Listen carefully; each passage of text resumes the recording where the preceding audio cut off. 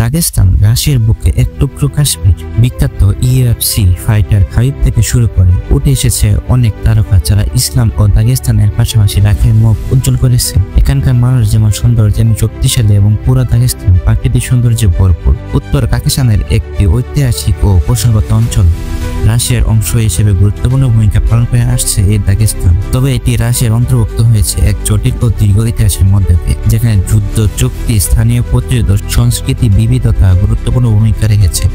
বর্তমান সময়ে দাগেস্তান তার ভূরাজনৈতিক অবস্থান, প্রাকৃতিক সম্পদ ও জাতিগত বৈচিত্র্যের কারণে রাশিয়ার একটি কৌশলগত প্রজাতন্ত্র। তাই আমাদের আজকের আলোচ্য বিষয় হচ্ছে দাগেস্তান।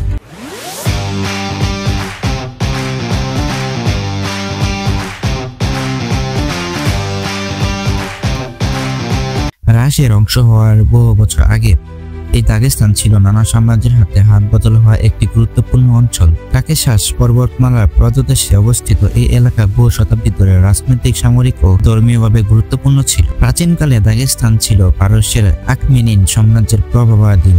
এরপর খ্রিস্টীয় ৩য় থেকে ৭ম শতাব্দী পর্যন্ত অঞ্চলটি ছিল সাসানীয় পারস্যের অধীনে। এই সময়ে ধারবন্দ শহরকে একটি কৌশলগত দুর্গ হিসেবে গড়ে তোলা হয়।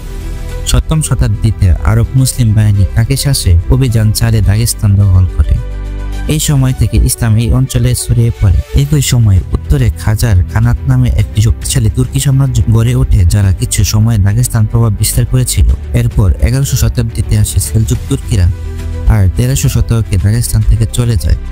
১৬শ থেকে ১৮শ শতাব্দীর মধ্যে দাগেস্তান ছিল পারস্য ও উসমানীয়দের মধ্যে নানা দ্বন্দ্বের কেন্দ্রবিন্দু। শেষ পর্যন্ত ১৮১৩ সালে পারস্য ও রাশিয়ার মধ্যে গুলিস্তান চুক্তি স্বাক্ষরের মাধ্যমে দাগেস্তান আনুষ্ঠানিকভাবে রুশ সাম্রাজ্যের অংশ হয়ে যায়। এভাবে বহু জাতি ও সাম্রাজ্যের ইতিহাস বয়ে নিয়ে দাগেস্তান আজ রাশিয়ার একটি গুরুত্বপূর্ণ প্রজাতন্ত্র।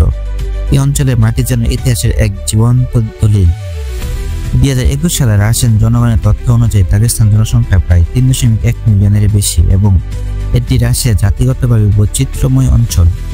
এখানে ৩০টিরও বেশি জনগোষ্ঠী এবং ৮০টিরও বেশি ভাষা প্রচলিত। আবার দার্গিন, কুমিক ও লেজগিনরা প্রধান জনগোষ্ঠী এখানকার। এই বৈচিত্র্য দাগেস্তান রাষ্ট্রীয় পরিষদ ১৪টি জাতীয় প্রতিনিধিত্ব নিশ্চিত করে। ইসলাম এই অঞ্চলের প্রধান ধর্ম এবং ২০২১ সালের RENA জরিপ অনুযায়ী প্রায় ৮৩% মানুষ ইসলাম অনুসরণ করে। ধর্মীয় বিশ্বাস ও সাংস্কৃতিক ঐতিহ্য এখানকার সামাজিক গঠনে গভীরভাবে প্রভাবিত করে। দাগেস্তান শুধু একটি সাধারণ প্রদেশ নয়, বরং রাশিয়ার কাকেশাস অঞ্চলের একটি কৌশলগত রত্ন। নানা কারণে এই অঞ্চলটি রাশিয়ার জন্য অত্যন্ত গুরুত্বপূর্ণ হয়ে উঠেছে, রাজনৈতিক, ভূরাজনৈতিক এবং নিরাপত্তাগত দিক থেকে। প্রথমত, ভৌগোলিক অবস্থান। দাগেস্তান রাশিয়ার দক্ষিণ কাকেশাস পর্বতের পাদদেশে এবং কাস্পিয়ান সাগরের তীরে অবস্থিত। এটি রাশিয়ার সীমান্ত রক্ষা, মধ্যপ্রাচ্য এবং দক্ষিণ কাকেশাসে প্রভাবিত বিস্তারের জন্য একটি কৌশলগত প্রবেশদ্বার। দ্বিতীয়ত, দাগেস্তান রাশিয়ার সঙ্গে সংযুক্ত মুসলিম সংখ্যাগরিষ্ঠ একটি অঞ্চল। এখানে বহু জাতিগোষ্ঠী বাস করে, লালক, আবার দার্গিন, লেজগিন প্রভৃতি। তাই এই অঞ্চলটি সাংস্কৃতিক বৈচিত্র্য প্রতীক হলেও বিচ্ছিন্নবাদ ও সন্ত্রাসবাদের হুমকিও এখানেই বেশি। রাশিয়ার এই অঞ্চলে কঠোর নিয়ন্ত্রণ বজায় রাখে যেন অস্থিতিশীলতা ছড়িয়ে না পড়ে। তৃতীয়ত, প্রাকৃতিক সম্পদ বা বাণিজ্য পথ। কাস্পিয়ান সাগরের কাছাকাছি হওয়ায় দাগেস্তান একটি গুরুত্বপূর্ণ সমুদ্র বন্দর এলাকা।